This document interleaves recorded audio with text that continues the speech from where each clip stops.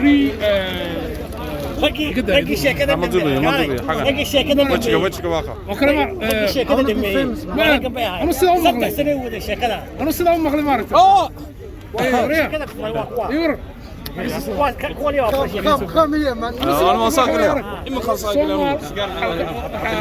يا يبي مرتضى كلامك كنت معك كلامك أنا الصومال كو أنا ما حد شراء أنا ضوء كوكري سوالي يحب حجرين صومال هي مال يوحكر مركا صومال ودتك حرة دقتها الصومالي واجيه وبضني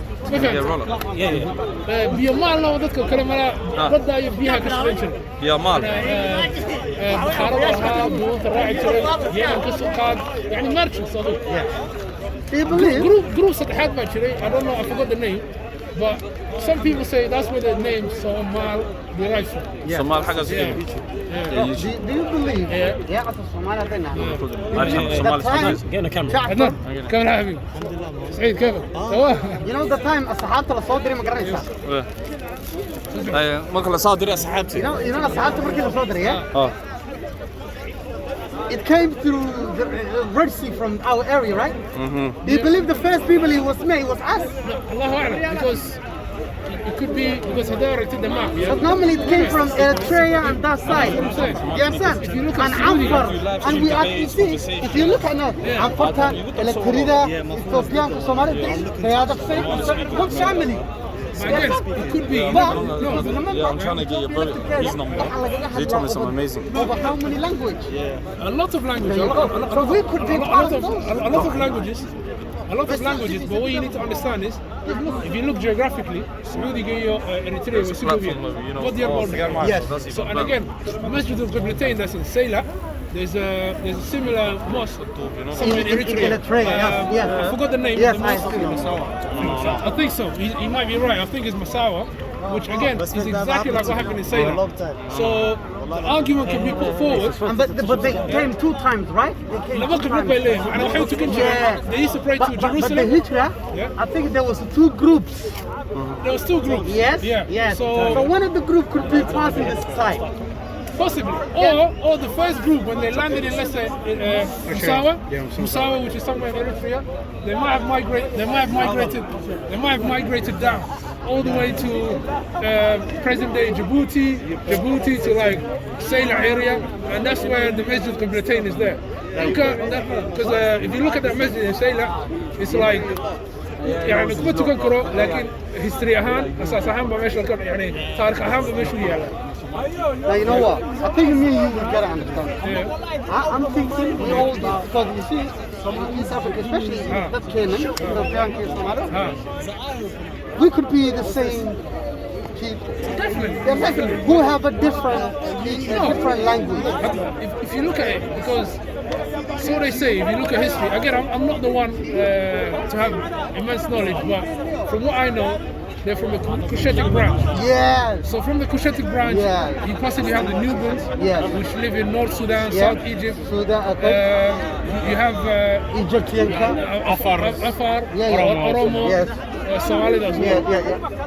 Again, you have maybe a sister group or a brother group that kind of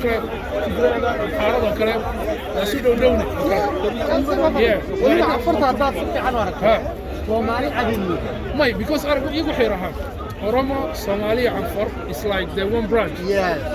Tigray, Haradi, one branch. You maybe not doing that because Sudan, you other so addicted. يعني وجهان وسوق يجي. They look similar. So they say. Again, nothing is concrete to my knowledge. It's just, you know what it is? It's just information that's out there. I think like we said, we are Somali, but maybe Arab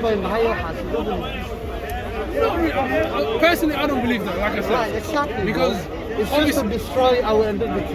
Not really. It's just I just think. And you know what it is? أنت عرفت نفسك بتكون بين ما أركانها. True. From where is the tree? There you go. That's what we're not going to do. You know. حدث كلا قد عليها inay Soomaali tahay Arab ahayn لما رجعنا قررنا رجع بعد شراء كله بالحاشمية ملان كي من قررنا that's impossible هذا قهر تجني كوا كله يبغى يطلع that's all I'm saying but it doesn't make sense like I said You can't say all, you can say some, let's say some. But what I mean is So Somali, we added some tribes are not even like they are, we added them to the list. So there was indigenous Somali people that was there. So we adopted them. We adopted them, that's how it is. no but what I'm saying is if no but again if you look at the whole population it's minuscule No, it's minuscule. It's less than 1%. It's minority. So it's insignificant in the grand scheme of things. Yeah, no, it's minority. So I'm just talking generally, in the grand scheme of things. Yeah, you can't. That's like You can't use the minority. That's what I'm saying. Like just because maybe 0.1% have an Arab lineage, which we don't deny, doesn't mean the rest of the population have an Arab lineage.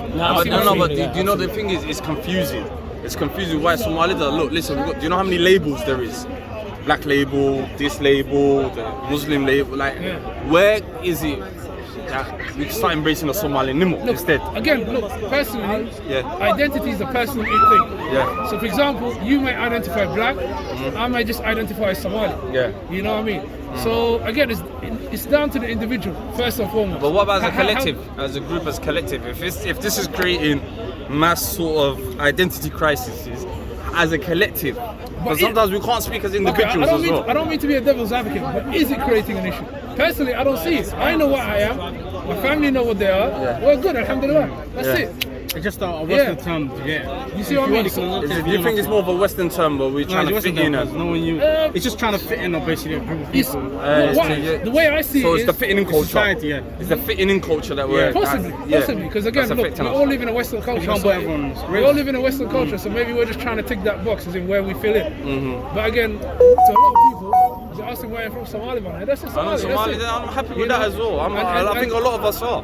It's things that people recognize you, innit? When they see you, they Of Somali Batai, you stick out like so fun. you stick out. I understand if you was blending in, you can't blend in, man. They know exactly when they see us. But if someone's trying to find out like what part of Somalia, that's a different conversation. That's a you know, different- I'm heaven, blah blah I'm blah, and then that's a whole different conversation. That's a whole But as an identity, Somali. Same way you have Arab identity, South Indian or Indian, that's it. Just embrace that, innit? That's how simple I see it, basically. Same here, I see it like that. But I don't see the issue of complicating it. Are we black? Are we this and that? Again, black is a white Western European construct. If you go to Africa, Nigerians don't call themselves black. They call themselves whatever tribe they're from. Ghanaians the same. Kawaran, the Somali identity crisis. Sudanese the same.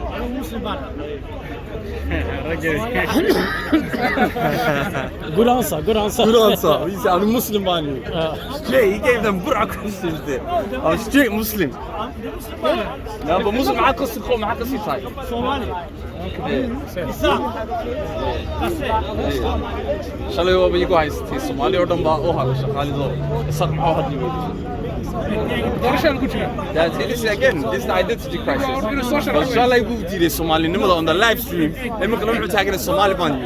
Hey, Hassan. Somali ban. Hey. Somali لو Okay, so the Somali أنا واحد اللي حالي ممكن يقول شو هذا؟ ما يرد. Now this is a personal one. What is it? Somaliland تبغى تسمع. هتعرف من عن ستة يقولون. لكن هذول Somaliland هكذا من Somaliland. Somali وورانه. If I'm a host of cool Somali speakers, man, I'm in you go have one in the car. Yes, as a mod. This is the problem. That is the problem. Somali speakers over there, this is the problem. No, it's not even that. I had a problem like this as well, yeah. Don't get involved in this issue, don't get involved. If I'm speaking for Mutta Somali or Dan, get involved. You have to speak for every one of them. Hiya. Somali مدوني. حمر دي مشكلة كان عدو. أنا أقول Somaliland هنا خالش المعبة. عيب ما هذا. قوانا اسمهم سنين بدي. Now what he's saying is that's not his preference. It's not his He said preference. I'd rather stick to Somaliland. That's it. ها. Somalia تربوا كذا. لكن مي هي Somali مي. Guys, this is a disclaimer. That's his own views, yeah. We don't share these views, by the way. Yeah. بدي تكسبتي كفنا. كسوة بليد.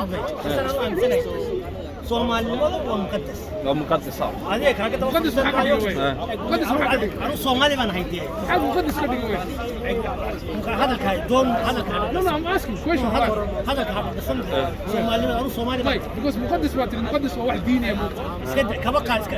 Okay, thank you very much. أنت أسألك كويس. Kada.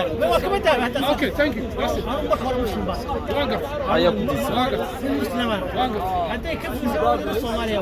واقف Haday ka sii fiirso waydo. Ay ka waji. Haday ka fiirso waydo. Anu Somaliland ma shabaa. Ya, that's it. لكن ayaa ku Hadda diisa qabiil doona sidii nin saaqaan. dabaso waxaan taagan isaaq dadka kalmo hadli kariyaa ceebo Ma tishmad baan u baahan. you mean the devil's advocate. wuxuu tijmad baa u baahanay waxa la yoolay buu haystay waxa la yoolay buu haystay wuxuu waxa dadka kala hadlaysaa I am Somali speakers wana ma doodan oo hadalno and again the thing is I always say this I don't speak for all Somalis by the way are you trying to tell me cidna oo hadli arigu isaaqa or Somaliland Ma diidani. Ay waxa tijalku waa jana Soomaali Soomaa. arrimaha Soomaaliya laga hadlaya Soomaali marka la yahay ka Djibouti ka Ethiopia عليك ككينيا كصوماليلاند كصومالي وهذا الدين لكن انت تقول صومالي هو اسكوميد يا يريسك من ما have you seen me on my mouth yes always I didn't can حلقة حاجة أنكو تشوشينو هذا جوشي سطر بختيني ما بختيني ولا كون it's better ما فهمت صومالي ولا ماتي